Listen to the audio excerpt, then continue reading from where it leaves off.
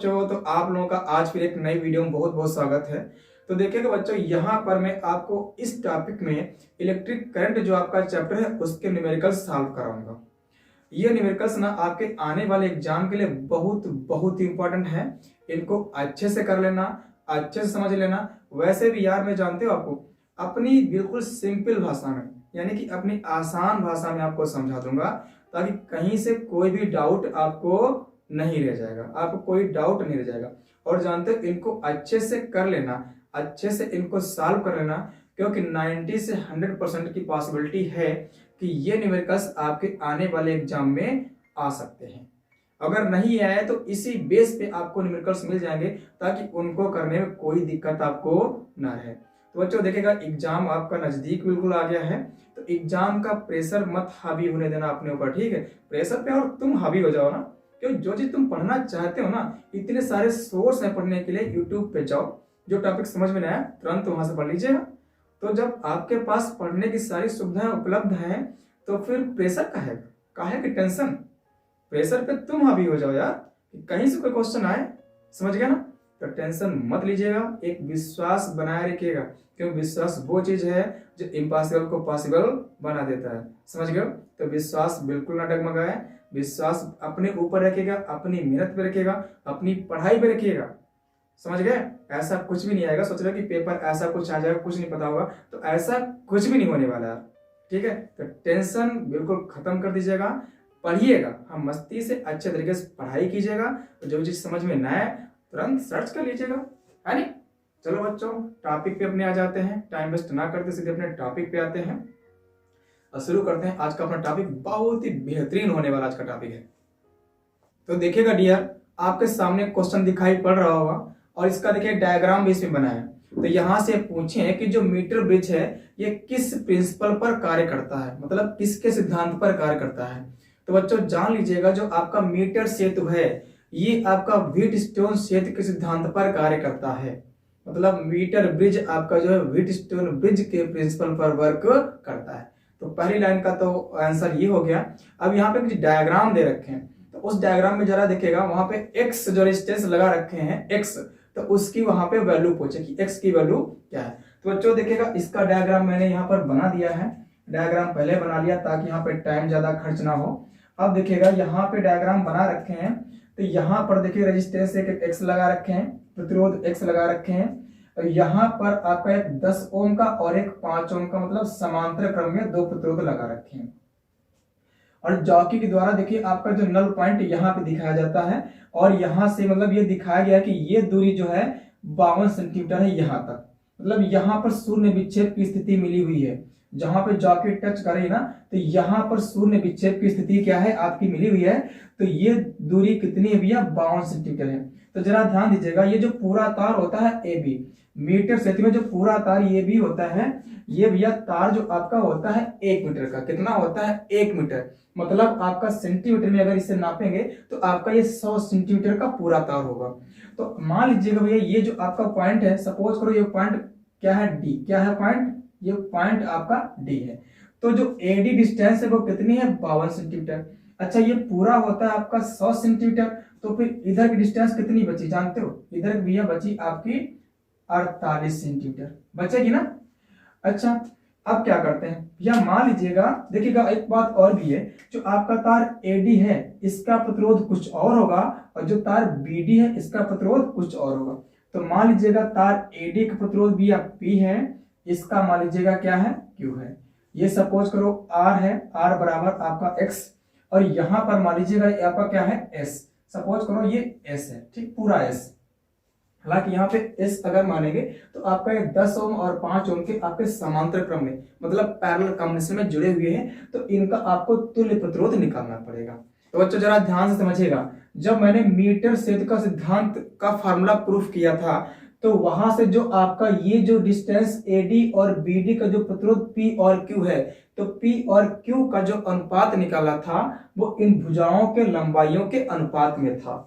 तो यहां से हम ये कह सकते हैं कि हमारा जो P और Q इनका जो अनुपात होगा इनकी भुजाओं के अनुपात में होगा। तो ये भुजा कितनी है 52 सेंटीमीटर, ये कितनी है आपकी 48 सेंटीमीटर। तो भैया क्या करेंगे, यहाँ पर इसे हम 4 से डिवाइड कर दीजिएगा, डिवाइड हो जाएगा तो 13 चक्कू 1 होता है, तो 13 ये आ गया, 12 चौक 48 आपका ये आ गया 12। तो यहां से देखिएगा बच्चों जो P/Q का रेशियो कितना आ जाएगा, 13/12 आ जाएगा। ठीक है, इतना मैंने यहां से निकाल लिया।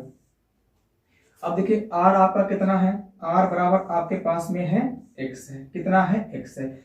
अब देखिए बच्चों मेरे पास S कितना है, तो क्या करेंगे, जब S की वैल्यू निकालेंगे तो यहाँ पर भैया 2 प्रतिरोध लगे हैं समांतर क्रम में, तो यही बच्चों के लिए कंफ्यूजन पैदा कर देते हैं कि हम इनका कैसे निकालें। यहाँ पे 2 लगे हैं, आपने इसका जब प्रूवमेंट किया होगा तो वहां पे 1 लगाया गया होगा, लेकिन यहाँ पे 2 लगे हैं तो कोई दिक्कत नहीं, यहाँ पे 2 लगे हैं समांतर क्रम में, तो इनका तुल्य निकालेंगे। तो ध्यान दीजिए भैया, जब हम तुल्य निकालेंगे इनका, तो जब 2 प्रतिरोध आपके समांतर क्रम में लगे हों तो क्या करेंगे, उन दोनों गुणा करा दीजिएगा और बटे में उनको ऐड कर दीजिएगा। तो 10 गुणे 5 बटे में कितना हो जाएगा, 10 + 5 हो जाएगा, तो ये हो जाएगा भैया 50 बटे आपका हो जाएगा 15 हो जाएगा। अब भी इसमें 5 का भाग चला जाएगा, कितना हो जाएगा यहाँ पे 10 बटे हो जाएगा 3, तो ये 3 हो गया।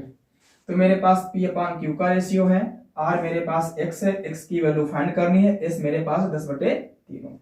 अब क्या करेंगे, सिद्धांत लगा दीजिए यहाँ, किसका सिद्धांत, व्हीट स्टोन सेतु के सिद्धांत से, सेतु के सिद्धांत से, by the principle of Wheatstone bridge. क्या हो जाएगा, मेरे पास होता है P/Q बराबर में R/S होता है नहीं। तो P/Q की वैल्यू कितनी भैया, 13/12 आपके पास में है, तो 13/12 हो गया बराबर, R कितना है, R आपके पास में X है, और S कितना आपके पास में 10/3 है। तो गुणा के नियम से भैया 3 पहुंच जाएगा ऊपर X के गुणा में, तो यहां से 13/12 और कितना हो जाएगा 3x बटे x कैपिटल है, यहां से 3x अपान में क्या आपके पास 10 है, 10 भाग में है तो गुणा में आएगा, और 3 गुणे में है तो कहां आएगा, भाग में आएगा। तो जब निकालेंगे x की वैल्यू तो जानते हो कितना हो जाएगा, इसकी गुणा करेंगे कितना हो जाएगा 130 हो जाएगा ना, बटे में तो आपके पास 12 था ही, और 3 और पहुंच जाएगा तो कितना हो जाएगा 130/36 हो जाएगा। तो भैया इसको जब हम डिवाइड करेंगे तो यहां से मुझे वैल्यू मिलेगी 3.61 ओम। तो भैया x की जो वैल्यू है वो 3.61 ओम होनी चाहिए।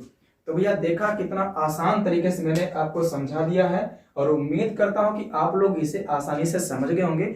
और अगर ये आ गया तो अगर इस टाइप का कोई क्वेश्चन आ गया तो उसे आप बहुत ही आसानी से कर लेंगे। अगर आप लिखना चाहें तो आप इसे लिख सकते हैं। इसके बाद में हम देखते हैं कि हमारा अगला क्वेश्चन हमसे क्या पूछा गया है। तो अगला क्वेश्चन भैया देखेगा बहुत ही इंपॉर्टेंट क्वेश्चन आपका है। अक्सर बच्चे इस क्वेश्चन को सॉल्व करने में भी कंफ्यूज हो जाते हैं कि इसे सॉल्व कैसे करें। तो बच्चों देखिएगा ये व्हीटस्टोन सेतु के सिद्धांत पे आपका न्यूमेरिकल दे रखा है, और यहां से ये पूछे हैं कि ये आपका जो सर्किट डायग्राम दिखाया गया ना, तो ये बोल है कि ये एक बैलेंस्ड व्हीटस्टोन ब्रिज है। तो यहां से आपको आर की वैल्यू फाइंड करके लानी है। तो देखिएगा हम आपको अपनी आसान भाषा में समझाएंगे बिल्कुल। इसका डायग्राम मैंने पहले से बना रखा है ताकि यहाँ पे ज्यादा टाइम वेस्ट ना हो और वीडियो काफी लंबा ना हो। तो बच्चों देखिएगा ये बोल रहे हैं कि व्हीटस्टोन ब्रिज ये एक बैलेंस्ड मतलब संतुलित व्हीटस्टोन सेतु है। तो यहां से जो आपका आर प्रतिरोध लगा इसकी वैल्यू फाइंड करनी है भैया। तो मान लीजिएगा यहाँ पर आपका ये पी प्रतिरोध है, तो यहाँ पर मान लीजिएगा आपका क्या लगा है, हालांकि यहाँ पे 2 लगे हैं आर और 15 ओम, ये दोनों लगे समांतर क्रम में। किसमें लगे हैं, समांतर क्रम में। तो क्या करेंगे पहले जैसे इनका भी हम निकालेंगे तुल्य प्रतिरोध, ठीक है। इसके बाद में भैया मान लीजिएगा आपके पास में ये है आर, तो ये क्या है आपके पास में एस मान लीजिएगा, ठीक है। तो सबसे पहले क्या करते हैं, यहाँ पे तो हमारा एक एक सिंगल सिंगल लगा है, तो ये तो बहुत इजी तरीके से कर लेंगे। बट यहाँ पे हमारे 2 प्रतिरोध लगे हैं समांतर क्रम में, तो क्या करते हैं सबसे पहले इनका हम तुल्य प्रतिरोध निकाल लेते हैं। तो यहाँ पे हम चीज लिखेंगे कि 8 ओम व 15 ओम के दोनों प्रतिरोध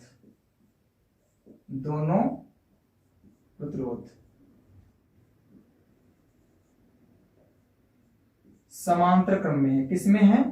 समांतर क्रम में लगे हैं। ध्यान दीजिए, पैरेलल कॉम्बिनेशन में। किसमें? समांतर क्रम में है। इसलिए इनका निकालेंगे तुल्य। तो हमने यहाँ पे क्यों मान रखा ना इनका तुल्य, तो कैसे निकालेंगे भैया? अभी मैंने आपको बताया था कि जब दो प्रतिरोध आपके समांतर क्रम में लगे हो, दो लगे हो, ठीक, दो के लिए मैं बात करता हूं, तो दोनों की गुणा करा दीजिएगा, बटे में उन दोनों को ऐड कर दीजिएगा। तो यहाँ पे क्या हो जाएगा? 15 गुणे आर बटे कितना हो जाएगा? 15 प्लस आर हो जाएगा। तो ये आपके पास में हो जाएगा 15 आर बटे में 15 प्लस आर। ठीक है, अब क्या करेंगे? अब लगा दीजिएगा। व्हीट स्टोन सेतु के सिद्धांत से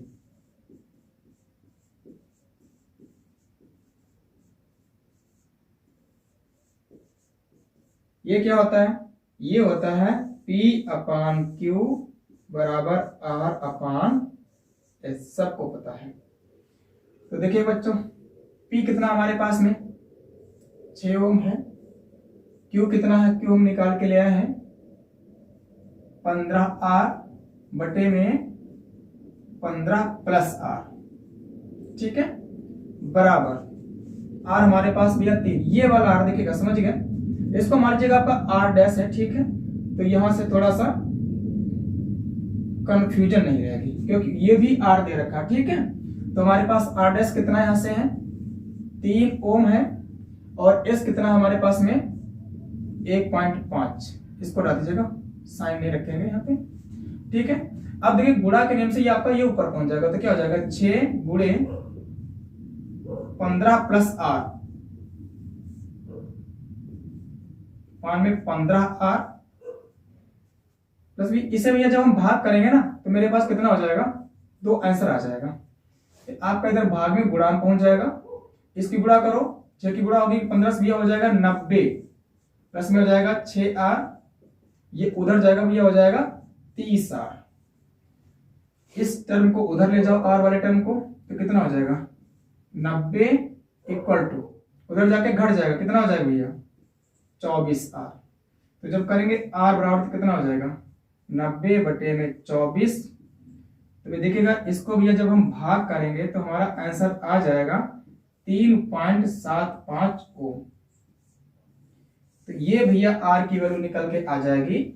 तो देखा मैंने बच्चों, कितनी आसान तरीके से आपको समझा दिया है और इसको आप आसानी से समझ भी गए होंगे। लेकिन थोड़ी सी कंफ्यूजन यहाँ पे बच्चों को हो जाती है कि यहाँ पे हम क्या करें। तो समांतर क्रम में थे, उसे हमने उसका मैंने तुल्य निकाल लिया। तो इस तरीके से आप भी इसका आंसर निकाल सकते हो। तो ऐसा अगर कोई क्वेश्चन आएगा तो मुझे विश्वास है कि आप इस तरीके से क्वेश्चन कर लेंगे। लिखना चाहे तो आप इसे लिख सकते हैं, वैसे तो आप आसानी से समझ गए होंगे इसे। तो ये देखिएगा हमारा अगला क्वेश्चन क्या दे रखा है, इसको हम इरेज कर देते हैं। अगला क्वेश्चन भी देखिएगा, बहुत ही इंपॉर्टेंट, बहुत ही बढ़िया क्वेश्चन आपका दे रखा है। अगर इसे किसी मॉडल पेपर में आप देखेंगे तो वहां पर देखेंगे इसे बहुत लेंथी तरीके से सॉल्व वहां पे किया गया है। तो कोई बात नहीं, इसे हम बहुत इजी तरीके से सॉल्व करना बता देंगे। इस तरीके से अगर कोई क्वेश्चन आ जाएगा तो उसे आप बस 2 सेकंड में सॉल्व कर लेंगे। देखिए बच्चों, यहाँ पे आपसे बोल रखे हैं कि एक तार है। क्या है? एक तार है और जिसका प्रतिरोध कितना है? 8 ओम है। इसको खींचकर इसकी लंबाई 2 गुनी कर दी जाती है, तो इसका नया प्रतिरोध कितना होगा? तो बच्चों देखिएगा, यहाँ पे आपको क्या दे रखा है, यहाँ पे जो तार का प्रतिरोध दे रखा है भैया R इक्वल टू 8 ओम। कितना दे रखा है? 8 ओम दे रखा है।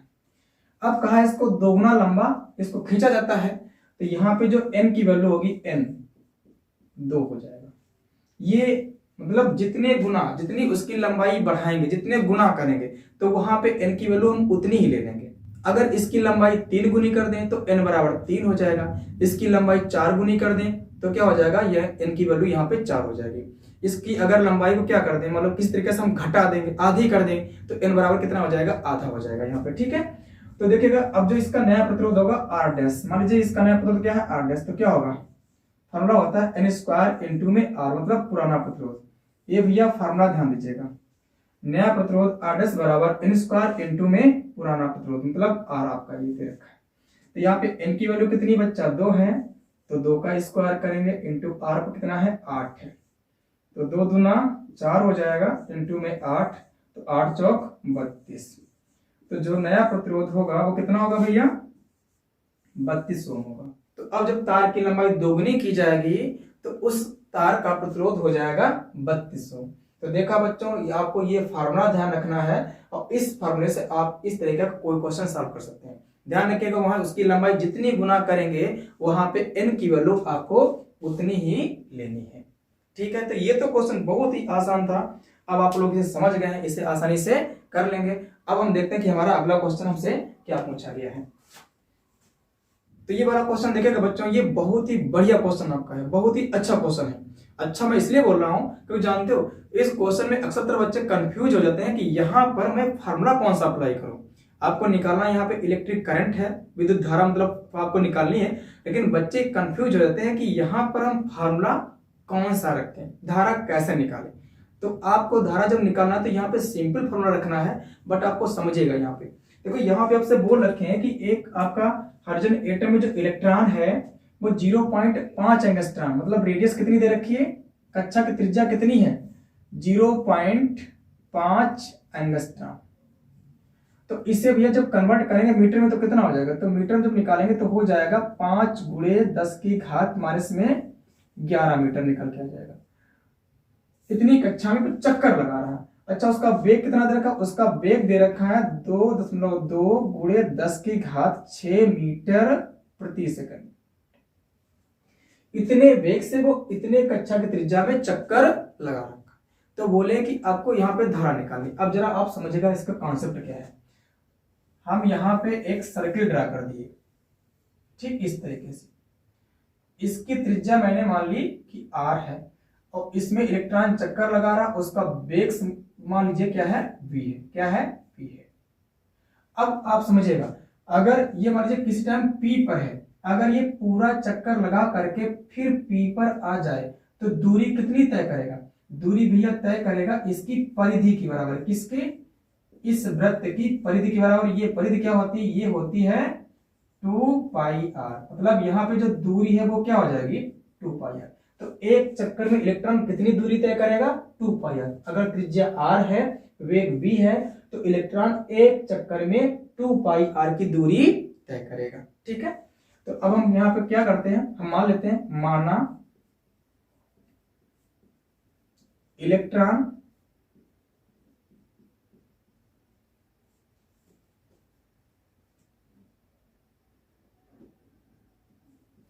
t समय में एक चक्कर पूर्ण करता है, एक चक्कर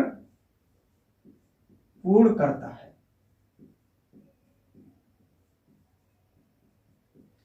इसलिए जानते क्या जाओ, इसलिए हो जाएगा t = 2πr/v।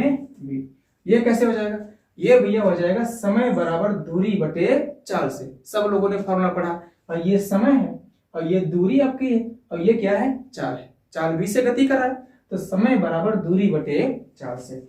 आपको क्या निकालना है, अब आपको निकालना है वैद्युत धारा। क्या निकालना है, वैद्युत धारा। तो जानते ये क्या होती, I = Q/T होती ना। अब यहाँ पे चूंकि इलेक्ट्रॉन है, इलेक्ट्रॉन तो एक ही है ना, हाइड्रोजन एटम में इलेक्ट्रॉन एक ही होता है, ध्यान दीजिएगा। तो इलेक्ट्रॉन एक ही है, तो यहाँ पर क्या करेंगे, उसका चार्ज रख देंगे E/T। इलेक्ट्रॉन का चार्ज क्या होता है, E होता है। अब T की वैल्यू आप उठा के यहां से ये पुट कर दीजिएगा, तो क्या हो जाएगा, आपके पास में हो जाएगा E/2πr/v हो जाएगा। अब ये गुणा के नियम से v पहुंच जाएगा ऊपर, तो I = क्या हो जाएगा, EV/2πr।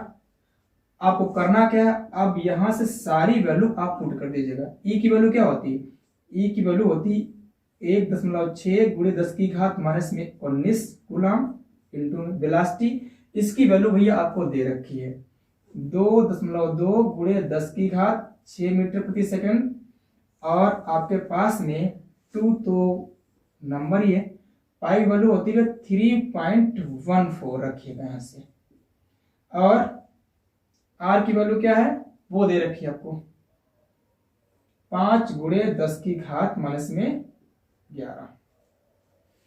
अब जरा बच्चों देखिएगा, इसको मैं सिंपल कर रहा हूं। इसको मैं यहां से सिंपल कर रहा हूं, जरा समझिएगा। I इक्वल टू, तो क्या करेंगे यहां से, देखो इसका भी पॉइंट हटा दीजिएगा और यहां पर 2 घात बढ़ा दीजिएगा, तो क्या हो जाएगा जानते हो, या फिर ऐसा कीजिएगा, इसका पॉइंट हटाइएगा और यहां से 2 घात कम कर दीजिएगा, ठीक है, ये ज्यादा अच्छा रहेगा। तो ये हो जाएगा 16 गुणे 22 और यहाँ पे 10 की घात भैया माइनस में 19 थी और वहां पे थे 6, तो अब 2 कम हो जाएगी ना, तो कितना हो जाएगा, 10 की घात बचेगी, वहां पे 4 बचेगी, ठीक है। यहां जब इनकी गुणा करेंगे तो मुझे मिलेगा 10, जब 10 मिलेगा तो क्या करेंगे, 10 मिलेगा ना, तो यहां से इसकी एक घात कम कर देंगे, तो मेरे पास क्या हो जाएगा 3.14 गुणे कितना हो जाएगा, 10 की घात हो जाएगा माइनस में 10 हो जाएगा। अब ऐसा करो, यहां से इसका पॉइंट हटा दीजिएगा और इसकी घात 2 बढ़ा लीजिएगा, तो ये हो जाएगा 10 की घात माइनस में 12 हो जाएगा। अब आपके पास में ये हो गया 314, कितना हो गया 314 हो गया। अब देखिए भैया यहां से जब इसकी हम गुणा करेंगे ना, तो आपको 16 दूनी 32, 32 का होगा यहाँ पे 2, 32 32 3 35, आपको यहाँ पे मिलेगा 352, बटे में कितना आपके पास में 314 है, ऊपर 10 की घात कितनी है माइनस में भैया है 15 होगी, और नीचे कितनी है 10 की घात माइनस में 12 है, ठीक है। जब ये ऊपर जाएगा तो प्लस में हो जाएगा, तो मेरे पास कितना हो जाएगा, यहाँ से हो जाएगा 352 बटा 314 गुणे 10 की घात माइनस में 3। अब देखिए ये भी जो नंबर नीचे वाला ना, ये 352 के लगभग करीबी है कुछ, तो यहां से इसका जो भाग है एक ही बार जाएगा, 1.12 गुणे 10 की घात माइनस में 3 एम्पीयर, तो इतनी भैया करंट होगी यहाँ से। अच्छा इसको हटा दीजिएगा, तो इसे क्या कर लेंगे, तो I इक्वल टू निकल के आ जाएगा 1.12 मिली एम्पियर। तो भैया उस कक्षा में इतनी धारा भैया बहेगी, 1.12 मिली एम्पियर की धारा बहेगी। तो भैया क्या करना आपको जानते हो, तो यहां से देखिए जो धारा निकाल के लाया वो फॉर्मूला आपका कौन सा होगा, अगर इस तरीके से कोई क्वेश्चन आता है तो सीधे आप I equal to EV/2πr put कर सकते हैं, जहां V क्या है उस इलेक्ट्रॉन का या प्रोटॉन जो भी हो उस पार्टिकल का वेलोसिटी होगा, E क्या होगा उसका चार्ज होगा, बाकी R क्या होगा उस कक्षा की त्रिज्या होगा। तो मैं आशा करता हूं कि ये क्वेश्चन आपको अच्छे से समझ में आ गया होगा। अगर आप लिखना चाहते हैं इसे नोट कर लीजिएगा, वैसे आप समझ तो गए ही होंगे, ठीक है। बाकी ध्यान रखना आपका ऐसा क्वेश्चन एग्जाम में कई बार पूछा गया है और मान लीजिएगा एग्जाम में आ ही जाता है, तो वहां पे कंफ्यूज होते बच्चे कि हम सॉल्व कैसे करें। फिलहाल अगर आपने अच्छे से इसे समझ लिया होगा तो अब आप इस तरीके का क्वेश्चन नहीं छोड़ेंगे। तो अब देखिए भैया हमारा अगला क्वेश्चन हमारे पास क्या दे रखा है, जरा गौर से देखिएगा, इसको इरेज कर देते हैं। तो डियर ये वाला क्वेश्चन देखेगा, ये वाला क्वेश्चन भी आपका एग्जाम में कई बार पूछा गया है और 2 नंबर में क्वेश्चन आपसे पूछ लेते हैं। तो यहाँ पे ये बोला गया कि एक इलेक्ट्रॉन है जिसे 500 वोल्ट विभवांतर से त्वरित किया गया है, तो इसकी स्पीड कितनी हो जाएगी, इसकी वेलोसिटी पूछिए। तो भैया देखिए यहाँ पे आपको क्या दे रखा है, तो देखिए बच्चों यहाँ पर आपको दे रखा है, जानते हो विभवांतर कितना दे रखा है 500 वोल्ट, कितना दे रखा है 500 वोल्ट, इसी इलेक्ट्रॉन को 500 वोल्ट विभवांतर से त्वरित किया गया है, तो इसकी स्पीड कितनी हो जाएगी। अब देखिए भैया उसको जब त्वरित किया गया है, ठीक, तो उसकी स्पीड तो होगी, तो इलेक्ट्रॉन की निकालते हैं गतिज ऊर्जा, क्या निकालते हैं इलेक्ट्रॉन की गतिज ऊर्जा, इलेक्ट्रॉन की गतिज ऊर्जा ये कितनी होती है, सब लोगों ने पढ़ रखा है,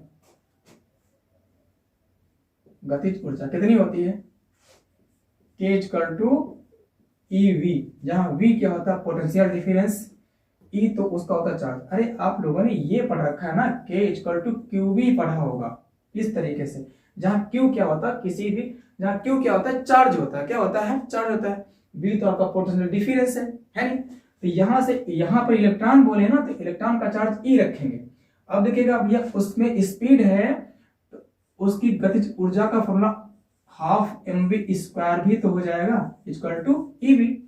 देखिए यहाँ पर वेलोसिटी वाला भी है, यहाँ पे पोटेंशियल डिफरेंस वाला भी है, विभवांतर वाला भी है, तो आपको वेलोसिटी निकालनी, क्या निकालनी, आपको यहाँ से v फाइंड करके लाना है, मतलब उसका वेग। तो क्या करेंगे, यहां जब हम करेंगे v² तो आपका 2 क्या है डिवाइडेशन में, तो उधर चला जाएगा मल्टीप्लाई में, तो 2EV हो जाएगा है नी। m निकालेंगे यहां से, तो ये जाएगा आपका डिवाइड में, इस तरीके से इसका स्क्वायर हटाओ, ठीक है, तो क्या इस पे रूट आ जाएगा, इस तरीके से हो जाएगा ना। अब क्या करना है आपको, यहां से सारी वैल्यू आपको पुट कर देनी। 2 तो है ही, ई की वैल्यू होती है 1.6 गुणे 10 की घात माइनस में 19 कूलम, और वी कितना दे रखा आपको 500, यहां से दे रखा भैया, कितना दे रखा 500, ठीक है। अपान में एम क्या है, इलेक्ट्रॉन का द्रव्यमान रखेंगे, तो ये कितना होता है, ये होता है 9.1 गुणे 10 की घात माइनस में 31 किलोग्राम होता है। भैया ध्यान रखिएगा, इलेक्ट्रॉन का द्रव्यमान यहाँ पे दे नहीं रखे, आप ध्यान रखिएगा इतना होता है, ठीक है। अब जरा बच्चों ध्यान दीजिएगा, यहां से क्या करते हैं देखिएगा, एक स्टेप जरा और समझिएगा, इसके बाद इसका आंसर आ जाएगा। इसके 2 जीरो यहां से कैंसिल कर दीजिएगा और यहां से इसकी 2 घात कम कर दीजिएगा, तो आपके पास क्या बचेगा जानते हो, 2 गुणे 1.6, और ये कितना बचेगा, यहाँ पे बचेगा 5 आपका। इसकी घात कितनी बचेगी, यहाँ से 10 की घात माइनस में 17 बचेगी। ध्यान दीजिएगा भैया, यहाँ से देखिए 9 पॉइंट आपका 1 है, तो ऐसा करते हैं ना, ये बहुत पॉइंट के बाद वैल्यू बहुत कम है, तो इससे आप 9 ही रख लीजिएगा, हालांकि इसकी वैल्यू इतनी होती है बट आप 9 रख लीजिएगा, इंटू 10 की घात माइनस में 31। कोई ज्यादा डिफरेंस आपके आंसर पे नहीं आएगा, अगर आएगा तो दशमलव के बाद एक डिजिट के बाद में डिफरेंस आएगा, और ज्यादा कोई डिफरेंस नहीं आएगा, आपका आंसर बिल्कुल नियरली वहीं तक पहुंचेगा। देखिएगा, अब इसकी जब गुणा करेंगे ना, इसकी तो मिलेगा आपको 8, और 8 दूनी 16। तो अब जरा यहां से देखिएगा, तो v इक्वल टू आपके पास में क्या होगा जानते हो, 1.6 की गुणा करेंगे 5 से, मिलेगा आपको 8, और 8 दूनी क्या हो जाएगा 16, तो 16 बटे कितना आपके पास में है 9, 10 की घात 17 ऊपर है, 31 क्या है नीचे, जब ये जाएगा ऊपर तो हो जाएगा भैया प्लस में, तो ऊपर यहाँ पे घात आपको मिलेगी 10 की घात 14 हो जाएगा, समझ गए।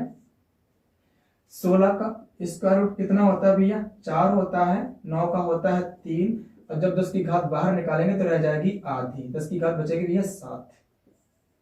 इसको भैया जब भाग करेंगे तो आपका आंसर आ जाएगा 1.33, है नहीं, गुणे 10 की घात 7 मीटर प्रति सेकंड। तो भैया जब इलेक्ट्रॉन को 500 वोल्ट विभवांतर से त्वरित किया जाएगा तो उस इलेक्ट्रॉन की जो वेलोसिटी होगी 1.33 गुणे 10 की घात 7 मीटर प्रति सेकंड होगी। तो आशा करता हूं बच्चों आप लोग इसका आंसर समझ गए हैं, आप लोग इसे अच्छी तरीके से समझ गए होंगे। यहाँ पे मैंने फार्मूला ये वाला अप्लाई किया था, तो आप इस वाले फार्मूले को ध्यान रखिएगा और इसी वाले फार्मूले से आपका आंसर ऐसा आएगा। तो बच्चों आज के लिए बस इतना ही, अब आपको मिलते हैं एक अगले चैप्टर के न्यूमेरिकल्स के साथ, वहां पर आपको बहुत अच्छे अच्छे न्यूमेरिकल्स हम कराएंगे जो आपके आने वाले एग्जाम के लिए आपके लिए बहुत ही इंपॉर्टेंट न्यूमेरिकल्स होंगे।